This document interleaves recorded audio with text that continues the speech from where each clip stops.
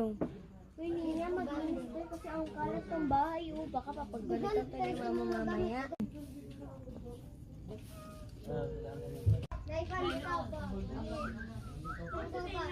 Yan yung mga sapatos, oh. Linisin mo. Ate, linis naman dito eh. Pero ang mga medyas, mabaho. Uy mo naman. Eh, dilabhin mo.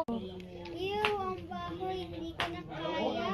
Uy mo, te. Labhin mo dyan. Kung hindi mo talaga yung lalabhin, sasampalin talaga kita ngayon. Okay, ate. Ew, hindi talaga ako, ate. Ang baho. Ako na lang maglalaban niya. Ikaw na lang linis dito. Ano ba si ate? Ako naman na maglinis dito.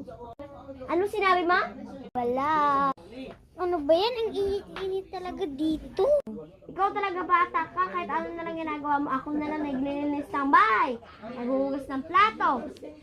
Ang trabaho mo lang, puro cellphone, puro tulog.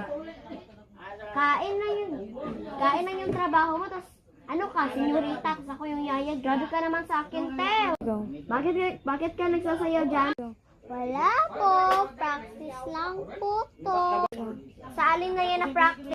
Dancing. Wow. May isang mangga and may isang melon. May isang papaya. Kainin ko muna ng isa. Ito na po. Hindi ko na kakainin tong papaya kasi malaki.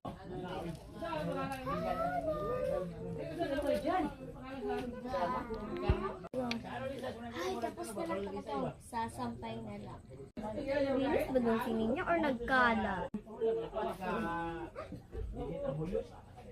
Ano itong kaguluhan na to?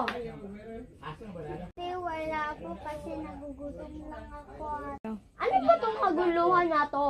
Di ba sabi ko maglinis ka? Pero bakit mga prutas parang kinain mo na ano ka pa kay gutom? Ate, ang grabe mo naman sa akin. Masama ka na, ate. Naiinis na ako sa iyo kahapon pa. Ano sinasabi mo? Nagaganyan ka na, ha? Ate. Hayop ka talaga, ha?